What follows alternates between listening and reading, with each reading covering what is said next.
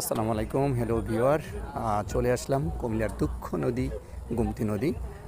গোমতী নদীর বর্তমানের কী অবস্থা সেই বিষয় নিয়ে আজকে আপনাদের সাথে ভিডিও হাজির হয়েছে। আশা করি ভিডিওটি সম্পূর্ণ অবস্থায় থাকবেন, দেখবেন।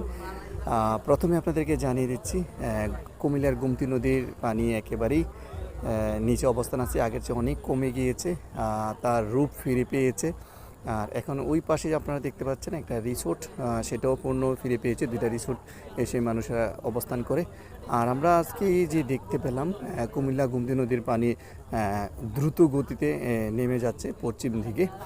আর আপনারা দেখতে পাচ্ছেন একেবারেই পার যেটা আছে, একেবারে সংলগ্ন যেটা আছে, পানি একেবারে নিচের দিকে চলে গিয়েছে। আর আমরা আজকে দেখতে পেয়েছি, যেটা অবস্থান করে দেখতে পেলাম, যেখানে আজকে নদীতে অনেক ময়লা আবর্জনা দেখতে পাচ্ছি, যেমন কোথাও থেকে ডাস্টবিন ফালানো হয়েছে। আমি একটু আপনাদেরকে স্ক্রিনে দেখতে পাচ্ছেন আপনারা, এই বিভিন্ন ধরনের বোতল, খড়কুটা, মানে একেবারেই লাজুক লাজুক অবস্থা। নদীর যদি এই অবস্থা হয়, কেন এত আজকে ময়লা? এই প্রথমেই দেখলাম এই গোমতী নদীতে এত ময়লা অতিবাহিত করে আসছে দূর দূরান্ত থেকে। তো সেটা কেন হচ্ছে সেটা আমি আপনাদেরকে জানাতে পারলাম না। আর মূলত আপনাদেরকে গোমতী নদীর বর্তমান পানির অবস্থা একেবারে নেমে যাচ্ছে পশ্চিম দিকে খুব দ্রুত গতিতে, আর একেবারেই নিচে।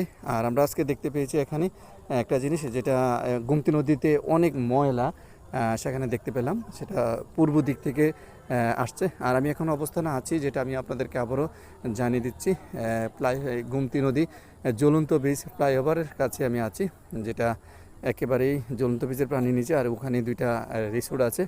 আর এখানে আপনারা স্ক্রিনে দেখতে পাচ্ছেন যে এই কী পরিমাণ ময়লা, যেখানে অনেক প্লাস্টিক জাতীয় বোতল, তারপরে খড়কুটা এবং নোংরা জাতীয় আজকে পানিটা একেবারে। আমি একটু স্ক্রিনটা আমরা